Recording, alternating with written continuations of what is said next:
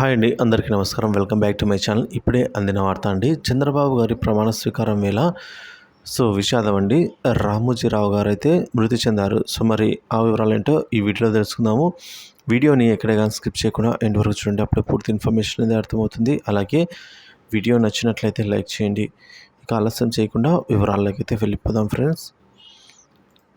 మొత్తానికి మనం చూసుకున్నట్లయితే రామోజీరావు గారి పరిస్థితి విషమంగా ఉండేది. హాస్పిటల్ పాలయ్యారు. ఇవాళ అయితే ఆయన మరణించడం జరిగింది. ఈనాడు సంస్థల అధినేత రామోజీరావు గారు తీవ్ర అస్వస్థతకు గురి అయి ఉన్నారు.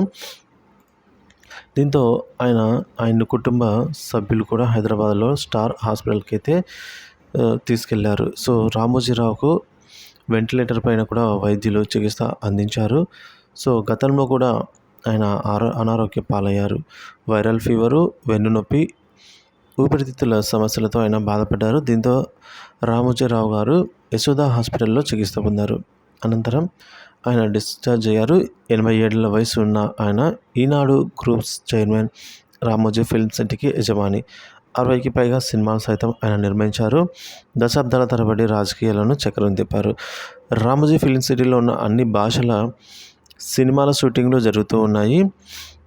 రాజకీయాల్లో ఆయనపై ఎన్నో విమర్శలు, వివాదాలు ఉన్నాయి. మార్గదర్శి చిట్ ఫండ్ కేసులో ఆయన జగన్ ప్రభుత్వం టార్గెట్ చేసిన విషయం కూడా తెలిసిందే. ఇవాళ అయితే ఆయన మరణించడం జరిగింది. ఈనాడు సంస్థల అధినేత చేకూరి రామోజీరావు ఈ విధంగా మరణించారండి. హైదరాబాద్లో పేరుగాంచిన స్టార్ హాస్పిటల్ వైద్యులు కూడా ఏం చేయలేకపోయారు. ఆయనకు వెంటిలేటర్ మీద ఆయన చికిత్స పొందుతూ ఈ విధంగా అయితే మరణించడం జరిగింది. కొద్ది కాలం పాటు అనారోగ్యంగా ఉన్న ఆయన రామోజీరావు గారు ఇప్పుడు మళ్ళీ అనారోగ్య పాలయ్యారు. దీంతో కుటుంబ సభ్యులు హుటాహుటిన హాస్పిటల్కి తరలించి వైద్యం అందించారు. అయినా కూడా ఫలితం లేకపోయింది. ఈ విధంగా అయితే ఉందండి.